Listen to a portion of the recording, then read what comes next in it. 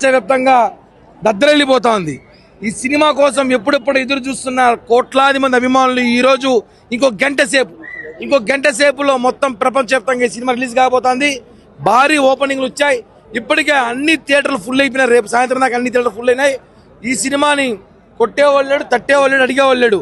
అన్ని రికార్డులు ఇప్పటిదాకా ఉన్న తెలుగు ఫిలిం ఇండస్ట్రీ రికార్డులు అన్నీ కూడా ఈ సినిమాతో బద్దలు చేయడం వాస్తవం.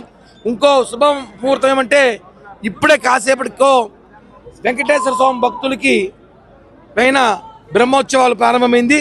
పవన్ కళ్యాణ్ గారి భక్తులకి ఓజీ ప్రారంభమైంది.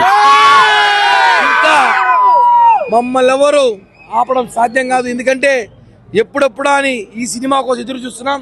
ఈ సినిమా విజయంతో అందరి నోర్లు మూయించడం కాదు, చాలా మంది నోర్లు కత్తిరిస్తాం కూడా. ఆ స్టేజ్లో సినిమా ఉంటుంది.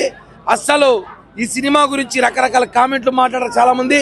వాటిని కూడా లెక్క చేయము. ఎందుకంటే ఈరోజు చూసుకుంటాం చిన్న పిల్లలు ఇంకా 80 ఏళ్ళు 90 ఏళ్ళు ముసలి వాళ్ళు కూడా ఈ సినిమా వచ్చారు.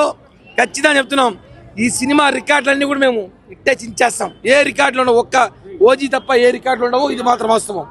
అంటే ఇప్పటికే మీరేమో నాలుక కత్తిరిస్తా ఉంటున్నారు, కానీ రోజా మాత్రం కేవలం ప్యాకేజ్ కోసమే చేస్తున్నారు.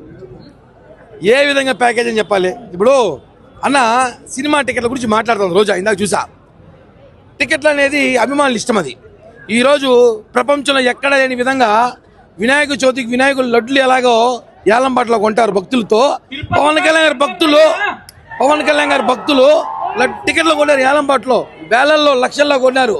ఒకటే, పవన్ కళ్యాణ్ గారి కోసం ప్రాణం ఇచ్చే అభిమానులు ఉన్నారు, ఆయన కోసం ఏమని అభిమానులు ఉన్నారు. ఈ టికెట్లు అనేది దెబ్బ అనేది మాకు అసలు నథింగ్.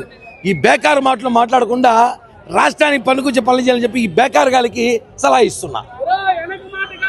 జై పవన్ కళ్యాణ్, జై పవన్.